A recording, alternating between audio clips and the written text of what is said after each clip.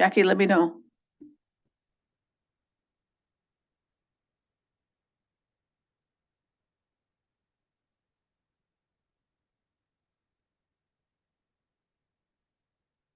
Okay, so good afternoon and welcome to the Contra Costa Transportation Authority Planning Committee meeting.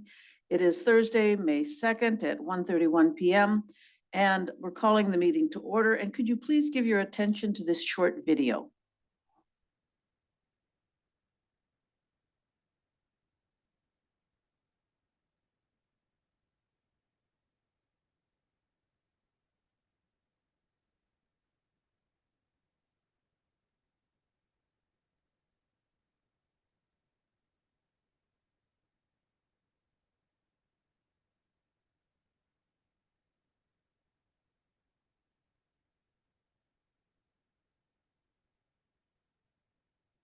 Calling the meeting to order, and could you please give your attention to this short video? This meeting will be conducted as a Zoom webinar to allow for public participation and comments. The Contra Costa Transportation Authority does not condone hate speech in any form. We continually strive to make life better for all members of our community and create an atmosphere where everyone feels a sense of safety and belonging. We ask that anyone who wishes to speak does so with civility, respect, and kindness for others. Citizens will have 3 minutes to speak. It is requested that public speakers state their names and organizations, but providing such information is voluntary. Citizens participating in person wishing to speak should submit a public speaker card to the clerk. Citizens participating by Zoom wishing to speak should use the raise hand feature or dial *9 if participating via phone, and the chair or staff will call upon them at the appropriate time. Written public comments received in accordance with the teleconferencing special notice on the meeting agenda will be provided to the members. If authors of the written correspondence would like to speak, they should raise their hand in Zoom or submit a public speaker card, and the chair will call upon them at the appropriate time. All written correspondence received after that and during the meeting will be entered into the record. Thank you for participating in a meeting of the Contra Costa Transportation Authority. Thank you. Jackie, can we have the roll call, please? Commissioner Carlson, Here. Commissioner Meadows, Here. Commissioner Perkins, Vice Chair Haskew, Here. Chair Kelly. Here. Thank you. So the next item on the agenda is the public comment. Is there anyone in the audience wishing to speak on an item that is not part of the agenda? And Jackie, do we have any written or remote public comments? No written or remote public comments. Okay, thank you. So we'll move on. So our next item is the consent calendar. Does anyone here wish to pull an item from consent? No, any comments? So then do we have a motion to approve? Oh, is there any public comment on the consent calendar? I see no hands raised and I have received no written public comment on this. Okay, thank you, thank you. So is there a motion to approve? There is from me. Okay, motion Second. by Haskew, seconded by Carlson. Can we have the roll call vote, please? Commissioner Carlson, Aye. Commissioner Meadows. Aye. Commissioner Perkins, Vice Chair Haskew, Aye. Chair Kelly. Aye. Okay, motion passes unanimously with Commissioner Perkins absent. Thank you. So now we go on to the regular agenda items. And our first item is an action item for approval to distribute the draft Measure J calendar years 22 and 23 Growth Management Program Compliance Checklist for allocation of fiscal year 23-24 and 24-25 local street maintenance and improvement funds. And this is presented by Matt Kelly. Welcome, Matt. Thank you, Chair Kelly. Good afternoon, committee members. Matt Kelly, Senior Transportation Planner with the Authority.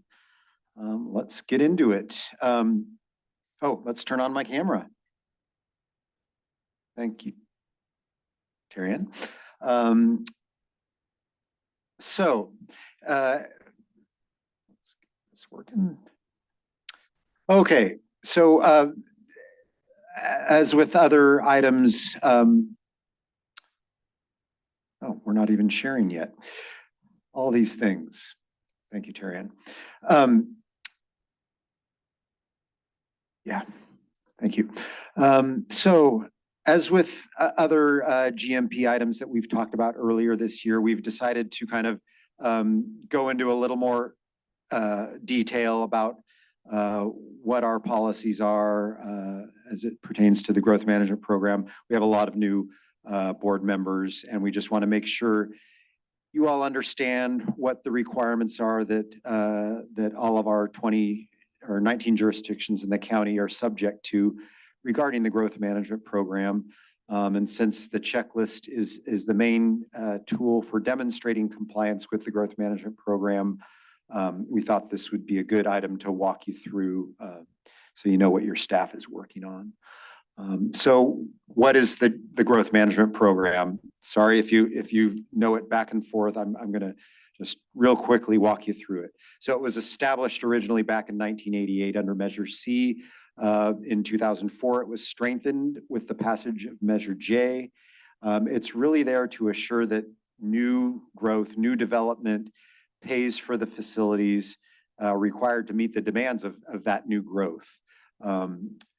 And you know, it's really designed so that you're not having to extend the transportation infrastructure, the sewer water infrastructure, the utilities to meet new growth in a random, you know, kind of greenfield area, so, you know, away from the existing facilities. So it requires cooperative transportation and land use planning among local jurisdictions. That's really done at the RTPC level, where we have our collaborative, cooperative planning efforts.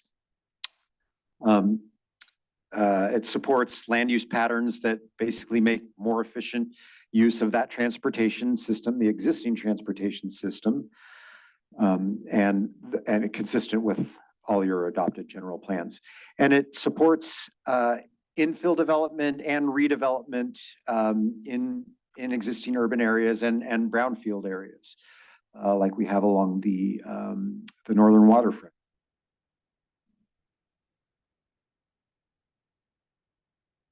Okay, so what is the GMP checklist? The checklist is the mechanism for which we use to determine local jurisdictions' compliance with the growth management program. It's submitted by all 20 jurisdictions biennially. That means every 2 years. It's reviewed by the Citizens Advisory Committee at their meetings. They provide a recommendation to you all, you know, that they believe the cities are in compliance, and recommending transmittal of the local streets and roads maintenance funds. So the checklist is really how we get the return to source money back to the jurisdictions. And so each checklist approval releases 2 years of 18% LSM funds. We call them return to source funds. There's also 2 additional percent for certain jurisdictions that is released with the checklist, but we focus on the 18% because that's what everybody gets. The previous checklist, which covered calendar years 21 and 22, allocated over 46 million in LSM funds to all of our local jurisdictions. So I'm going to walk you through the requirements of the checklist.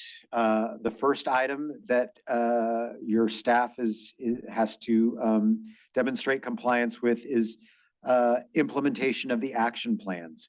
So has the jurisdiction made progress towards implementing the actions stated in each appropriate action plan? So each jurisdiction is subject to a different action plan, except the county, which is subject to all of the action plans. Have environmental documents been circulated for new developments? Has the project been analyzed, development project been analyzed for the impacts on general plan amendments? Or sorry, has the general plan been amendment been analyzed for its impact on the transportation system? Have development projects been approved? You know, when they're approved, are they demonstrating consistency with the action plan? And are the RTPCs following the general plan amendment review procedure, which is, very clearly stated in the growth management program. It just dictates how these amendments are analyzed for their impacts. We have a very, clear technical procedures for how the jurisdictions and or developers are supposed to analyze these projects.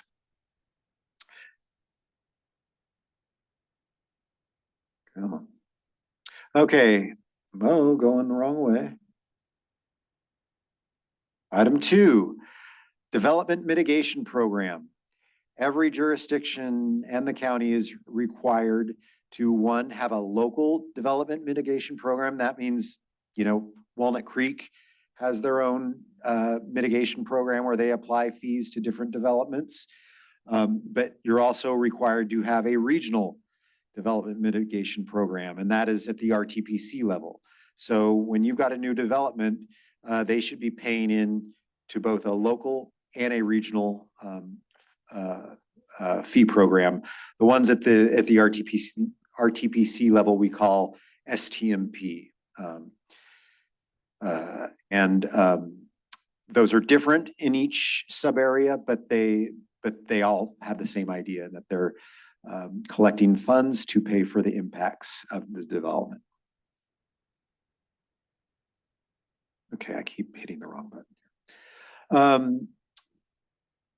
Item 3, housing options and job opportunities. That job opportunities part is kind of a artifact from Measure C. We really don't focus on that primarily anymore. We focus on the housing part of this, and really on this one, we're looking for the jurisdiction to be in compliance with HCD, Housing and Community Development, at the state level. So have you submitted your housing HCD progress reports that are due annually to HCD? Really, we just want a copy of those. Have you addressed how new development will affect the transportation system? You do that in your circulation element in your general plan. And also in your general plan, have you adopted policies into the development approval process that supports transit, biking, and walking access? So how are your streets designed? Are cul-de-sacs promoted, or are they, is a grid system promoted to support that, biking and walking access? Item 4, traffic impact reports. Basically, this is that uniform way of analyzing projects around the county for their impacts. We should be analyzing a project the same way that El Cerrito is. However, the different subregions can have different thresholds. So you see here that right here, that our standard threshold is 100 net new peak hour trips. So if an apartment building across the street generates more than 100 net new peak hour trips, then they are subject to preparing a traffic impact report according to our procedures. But other parts of the county can have different thresholds. In La Miranda, they have a higher threshold.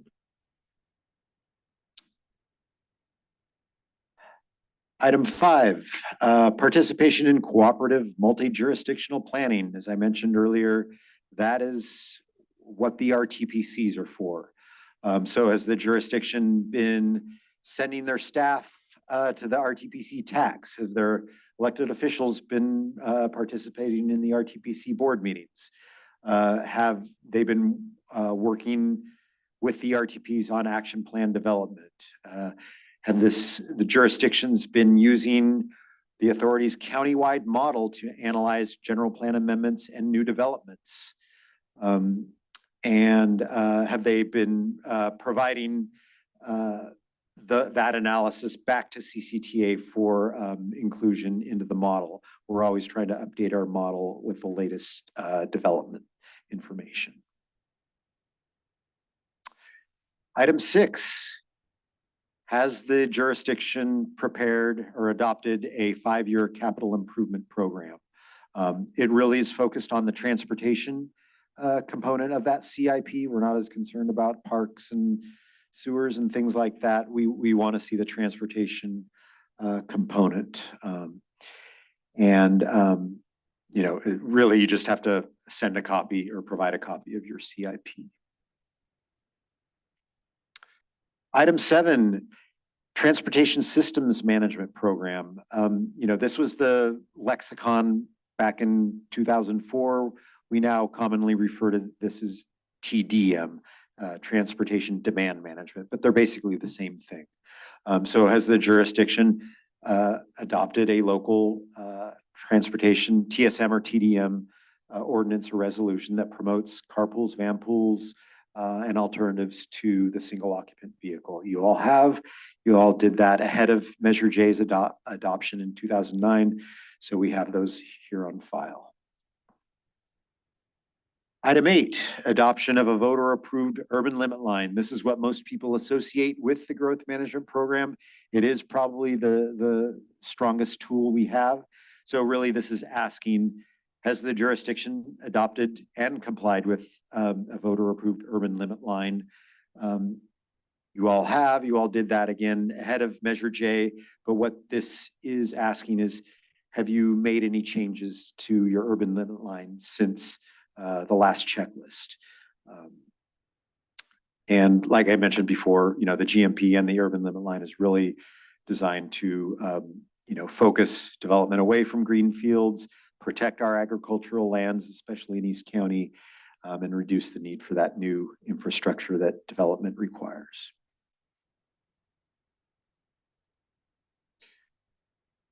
Item 9, adoption of a growth management element. Measure J has a template growth management element that we required all jurisdictions to either adopt or develop their own. All jurisdictions did that ahead of 2009, and we have those on file. But as they update their general plans, they update the growth management element. So we always want to get the latest copy of that. We're almost there. Item 10, posting of signs. Measure J requires that if you have a project funded by Measure J or Measure C, because there's still some of those out there, if you're receiving more than $250,000, the public needs to know about it. So you should be posting a sign for any project receiving more than $250,000. Heck, you know, if it's receiving a cent, we'd love you to post a sign, but the requirement is $250,000. We have specifications, and in the checklist, I added a note asking if the staff could provide a picture of that sign. So it's just not a checking a box. We actually want to see that you've posted the sign. We're not going to hold your LSM money for not doing it, but we appreciate it. It helps the CAC and staff to determine compliance. Item 11, maintenance of effort. This is a really important one. Back when Measure J was established, we took a look at what cities were spending prior to Measure C or Measure J on their local streets and road maintenance. So we kind of baseline that. We determined what you were spending then. And basically what this is trying to do is saying, now that you're receiving all this new LSM funds for your maintenance, we want to make sure that you're still doing what you were doing before the measure and not replacing all those funds with LSM funds. But these are funds that you're supposed to be using in addition to what you were originally spending. And also, LSM funds are flexible. They aren't just meant to be spent on roadway maintenance or fixing potholes. That is certainly an appropriate and eligible expenditure, but it can also be spent on transit facilities, on trails, on staff time to fill out your checklist and to attend RTPC meetings. So really, that maintenance of effort though is focused on local streets and roads maintenance, and that you're not replacing your local funds with LSM funds. Whoop, wrong direction. Okay, last item, submittal of local streets and roads reporting forms. This is really just so we know what you're spending the funds on, so the public knows what you're spending your LSM funds on. And, you know, this is something every time, you know, we start talking about a new measure and folks start talking about, well, should we increase the amount of LSM that the cities are getting? This is how we can go back and look at the performance of that and see how those funds have been expended over the years. It's a good way to see, you know, how frequently the cities are spending the money, if they're saving up for a big project or if they're sprinkling it on little projects. We don't dictate how it gets spent. It's a nice way to be able to look and see how money's been spent over the years. So we do have an item 13, but it's really just if staff feels that your jurisdiction has done something above and beyond the requirements, or something that's really not reflected in the checklist. So you can always submit something in addition. So that is the checklist in a nutshell. We always, you know, offer you the option of adding new requirements.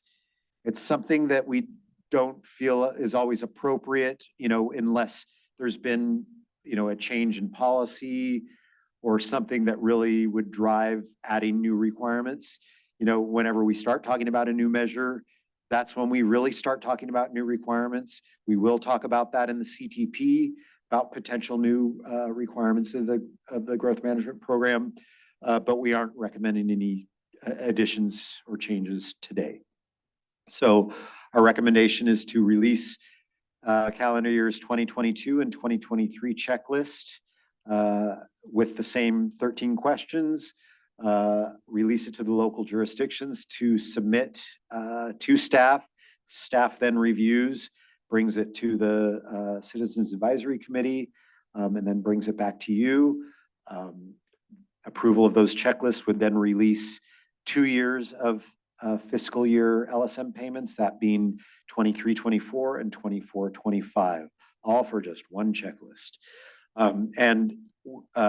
Staff is going to actively encourage early submittal of checklists through outreach and staff assistance, because last cycle, I should say, we give you until next June 30th to submit, so it's over a year. However, in the last cycle, we received, I think, 5 checklists through April, the year they were due, and about 16 checklists in the last 3 months. That made it very difficult for staff to review, made it very difficult for the CAC to review. We had to extend their approval meetings, you know, into the next calendar year, where we're normally wrapped up by about September, doing all those approvals. So we had to have about 4 extra CAC meetings to meet all those approvals. And also, we're sitting on your cash that you can be spending in your cities. We don't want to be sitting on the cash. The cash is available this September 1st. We will start making those payments as soon as checklists are submitted. So we really encourage you to talk to your staff and have them submit early, so you can get the money early. That's all my pontificating for today, and I'll take any questions. Thank you, Matt, for that very, very complete report, and going through it detail by detail. You really fleshed it out. So that's important. Just a quick question that I have is, so you are waiting for all of the jurisdictions then to submit for 24 and 25, is that right? Or for 22 and 23? As of last September, we did get all of the 21-22 checklists in. Okay. So now we are opening up for the 23-24 checklist. We don't have any of those yet. Okay, We- 23, 24, Yeah. yeah. So I will- reporting what your city did in those years. Exactly, yeah. So I will contact my Public Works Director and work on that. Any questions here or comments from the committee? No? No? Is there any public comment? Jackie, do we have any speakers? No public comment written or I don't see any hands raised. Okay, well, then I'll bring it back here. Any discussion? Nope. All right, then is there a motion to approve? Move to approve. Motion by Carlson, Second. seconded by Meadows. Can we have the roll call, please? Commissioner Carlson, Aye. Commissioner Meadows, Aye. Commissioner Perkins, Vice Chair Haskew, Aye. Chair Kelly. Aye. Okay, motion passes unanimously with Commissioner Perkins absent. Great, thank you. So our next regular agenda item 4B is an action item for approval of the proposed work plan for the 2022-26 cycle of Contra Costa community-based transportation plans presented by Matt Kelly. You're stuck with me again. Thank you, Chair, committee members, Matt Kelly. With the authority, going to share with you our proposed work plan for the community-based transportation plans, and I'm going to share my screen this time. Okay, and camera is on. So CBTPs, known as, or community-based transportation plans, known as CBTPs, are something that is funded by MTC and administered by the county transportation agencies. They are intended to bring local residents, community organizations, community-based organizations, and transportation agencies like CCTA together to identify and improve mobility options in low-income communities identified by MTC in Contra Costa County. These plans, which are really supposed to be community-led, are intended to identify the biggest challenges that residents of these communities feel are impediments to their local and regional transportation. And then to develop strategies and prioritize strategies to overcome those challenges. So these findings help the transportation agencies and local policymakers to make decisions on planning, funding, and implementation of the strategies identified in the CBTPs. Because most of the strategies are actual local projects that would be implemented by the cities and towns and county. The CBTPs are funded by OBAG 3, which was approved as part of the last RTP, and REAP 2.0. And I always forget what REAP stands for. It's Colin.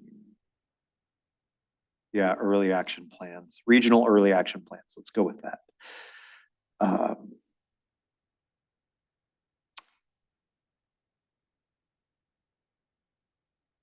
What are the goals of CBTPs? So it's really to improve access and mobility for historically underserved and systematically marginalized groups. It's focusing on people with low incomes, communities of color, and these are primarily residents of equity priority communities. MTC identified these geographies around the county as part of Plan Bay Area 2050.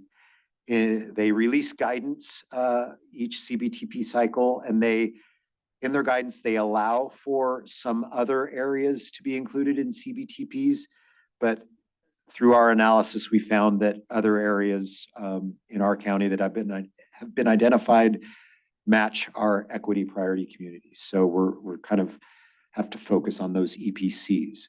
And the other goal is to engage residents and the community-based organizations in conducting the analysis and shaping the recommendations. So, you know, like in the monument corridor, we would use monument impact to help facilitate our, you know, our outreach, our analysis, and shaping the recommendations. So it's really supposed to be community focused and community based.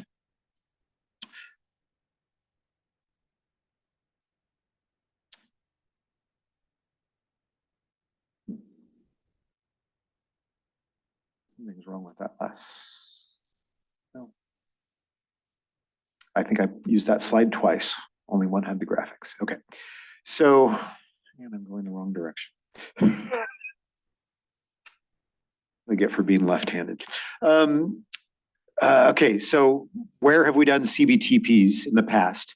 So in order to orient this map to you, if you can see any green poking through, that is the geographies identified in previous cycles of RTPs. So you might remember the terminology communities of concern.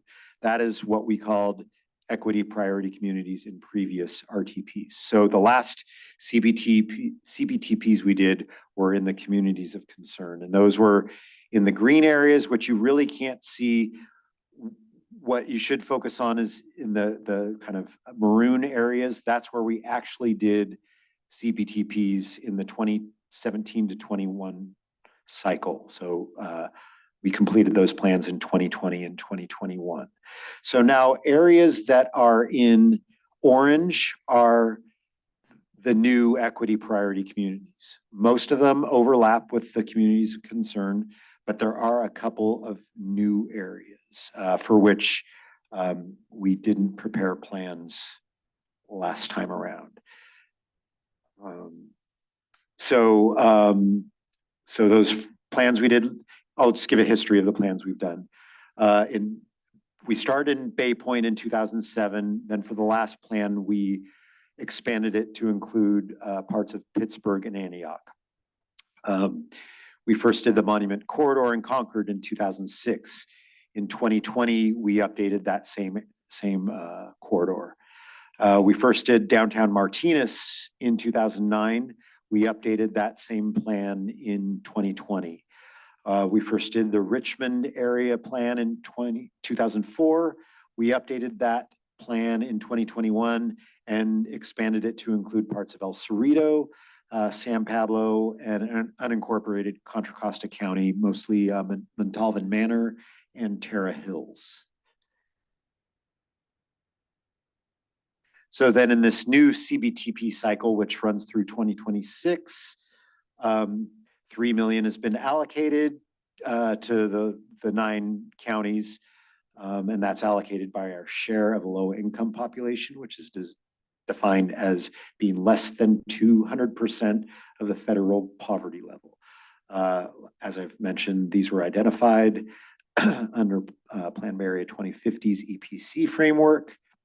CCTA is receiving $450,000 for our 15% share of the county or of the region's low-income population. There is a 10% local financial match required for CCTA. In-kind staff time is allowed both by CCTA staff and by our local partners. The CBTPs must be completed by 2026. If we don't get to invoice any further. So use it or lose it. And MTC states that priority should be given to those newly identified EPC areas and plans that are more than 5 years old. So getting into that, one of the newly identified locations is we'll call it the Rodeo area EPC. It also includes what we'll call Western Crockett and Selby, for all of those familiar with the Selby area.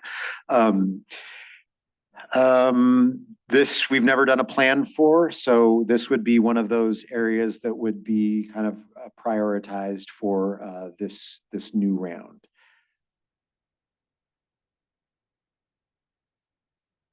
We'll call this other new area the East Antioch Oakley EPC. As you can see, just at the very left of the image, you can see that's where we left off last time with the Bay Point, Pittsburgh, Antioch area CBTP. But this new area to the east has been identified based on its characteristics. So that would be another location we would prioritize for a full CBTP. So when we were putting together our work plan, there were several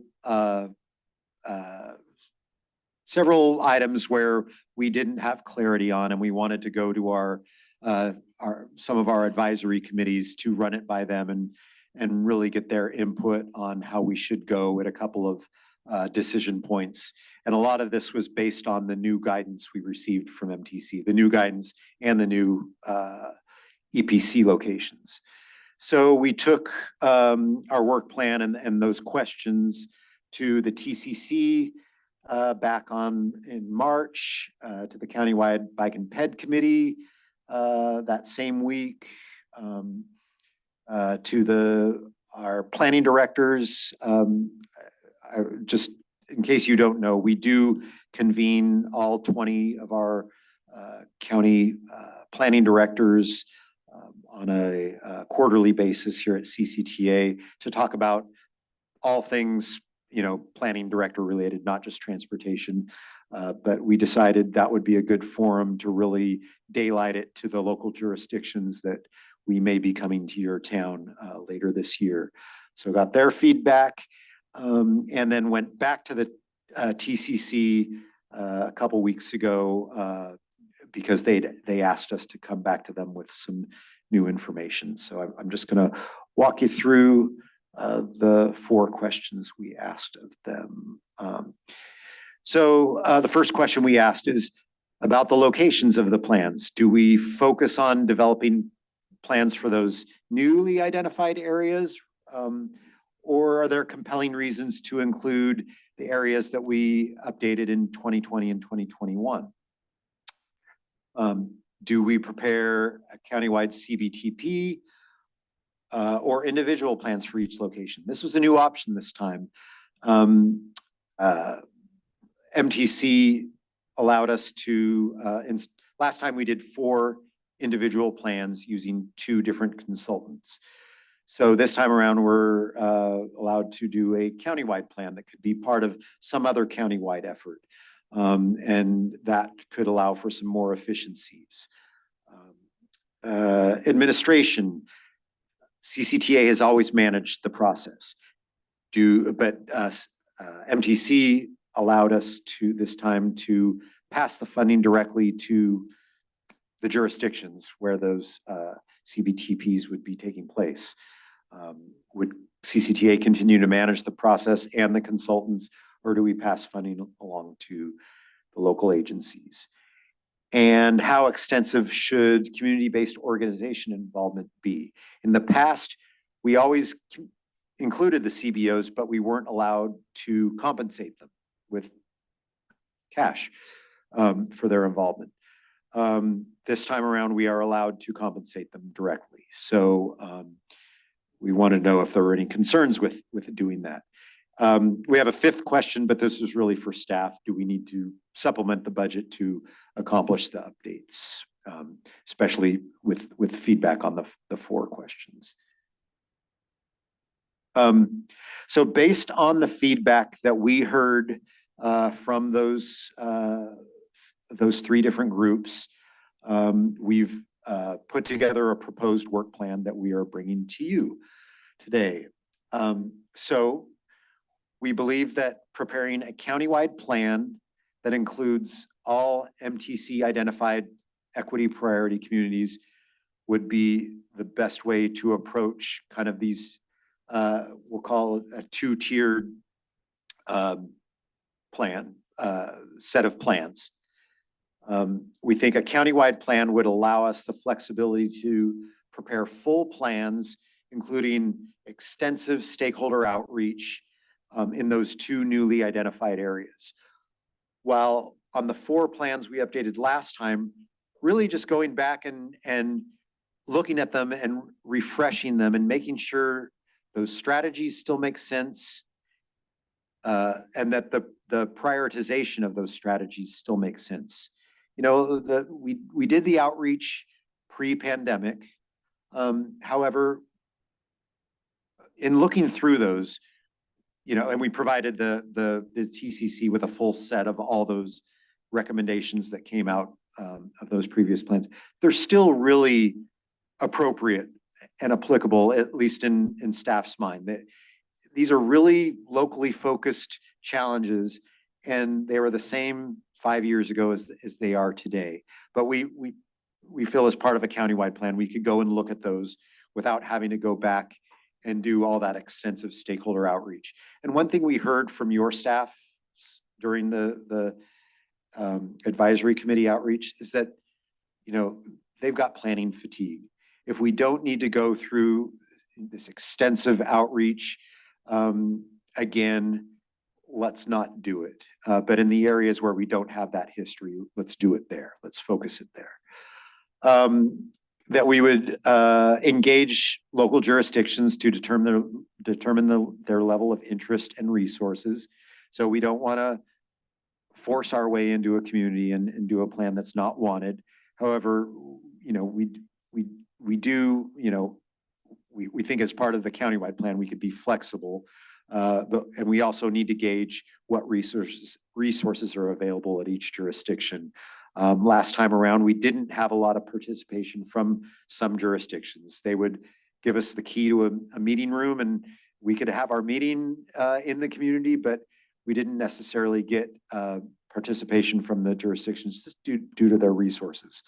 So being able to gauge that before we start the plans would be you know, something we do initially. And then engage the CBOs and provide compensation when appropriate. And that CCTA would manage the effort and retain the consultant team using our on-call planning bench. So that's what we heard. And based on what we heard, we kind of, that would be our proposed work plan from staff. So that is our recommendation. I didn't put the recommendation in so many words, but our recommendation is to approve the proposed work plan and authorize staff to retain a consultant team using the bench. So that's my presentation, and I can take any questions. Thank you, Matt. Yeah, Luella? How does, if this does, how does accessible transportation, which is a relatively new process, then this is, does it fit in, and can we take any advantage of being part of that? I think I would probably want to coordinate with Rashida and her efforts on the accessible transportation side of things, but a lot of the comments we hear when we're in these communities are about getting to the medical appointments for the elderly, getting to food kitchens, things like that. I mean, we're talking about just getting food for people and people who may not be mobile. So it really does include a lot of those things that we're working on in the accessible transportation world. So yeah, I think there's going to have to be a lot of coordination there. And hopefully what Rashida is doing is already addressing lots of those challenges, but we'll coordinate and make sure. Yeah, Ken? So I kind of get the feel and I kind of understand the need to do it on a broader scale, as the countywide. But what I get concerned with is the uniqueness of each one of these EPCs. I mean, when I look at the Rodeo Crockett, and then I compare it to East Antioch and Oakley, I see vast differences on access, just even to the roads, let alone, I mean, those are isolated, really unique communities. So I just want to make sure that we don't make the umbrella too broad, and that we call out and identify the uniqueness of those communities and maybe specific unique needs that can be addressed within the plan. So I get it in the sense of doing it broadly, but I'm also very cautious that we don't kind of marginalize or negate or miss some of the uniqueness and challenges those communities face. That makes sense? Yeah, definitely. Thank you, Member Carlson, for that. We heard that from staff, and that is a huge part of these CBTPs is focusing on the uniqueness of these communities. So as part of a countywide plan, like you said, it would cover the entire county, but it would still focus in on these areas and do a unique plan for each of these areas just under this countywide umbrella. So it would still focus on the same areas. But each outreach effort would be tailored to that area and each plan would be tailored to. Yeah, I to mean, that. I could clearly see across the county, you're gonna see similar needs, Yeah, right? yeah. So there's gonna be those, and then there's gonna be that uniqueness, and I don't think they're gonna be, just a huge volume of those. Right. As opposed to what everybody in the county needs. And the types of consultants we generally reach out to on these are used to those really, nuanced outreach efforts and working with the community. So, we'll make sure that the consultants who we bring on board are ready to, focus on the individual communities. Very reassuring, thanks. Thanks. Other comments here? No, well, I have a comment, Matt. My city of Hercules is right next to Rodeo, and I know that the folks in Rodeo, which is unincorporated, often feel kind of left out. So I think that they would appreciate, being part of this. I know there's a citizens group there that is vocal about some other things. So one could reach out to them and just talk with them and see what their needs are. We do have a local bus that goes through, but it's, not that frequent. But I think they would appreciate just being heard. Is that one of the county's max? Is Yeah, that- yeah, okay. the county has max out there for both Rodeo and Crockett. Right, so, right. Yeah, they'll be a big part of the process, I'm sure. Yeah, definitely. Thank you. Okay, thank you. Jackie, is there anyone who wants to make a public comment about this item? No, there's no hands raised and there was no written public comment. Okay, so bringing it back here, any further comments? No, so do we have a motion to approve? My turn. Your turn. I move approval of item 4B. Okay, so a motion by Meadows, And I second. second by Haskew. Jackie, can we have the roll call, please? Commissioner Carlson, Aye. Commissioner Meadows. Aye. Commissioner Perkins, Vice Chair Haskew, Aye. Chair Kelly. Aye. Motion passes unanimously with Commissioner Perkins absent. Great. And Matt, thank you for all your work on this and for the whole planning team. We really do appreciate it. Okay, great. So moving along, we don't have any correspondence. I have no comments as chair. Are there any comments here from the commissioners? No? So Tim or John, do you have any comments? No? I've just got one comment. If you have the time, Redefine Mobility Summit is on Tuesday.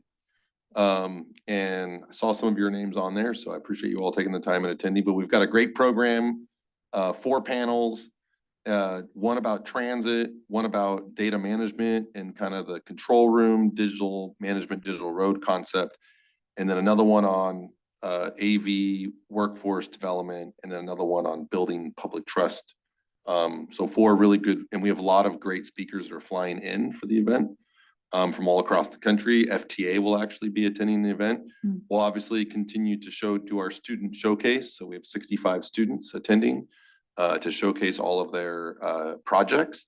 And then we also have our demonstration zone. So BEEP will be providing rides on the shuttles, and we'll have Aurora and May Mobility and Glideways will actually be unveiling their new form factor at Redefine Mobility Summit. So Very cool. yeah, so that'll be all happening next Tuesday. And so if you have some time, I know you're all really busy and can't maybe sacrifice a whole day, but if you can stop in for a few hours, love to see you all. Well, I will definitely be there. I look forward to this every year. That's really great. So any other business? No? So with that, we will adjourn the meeting and it is now 2:20 PM. Thank you, everyone.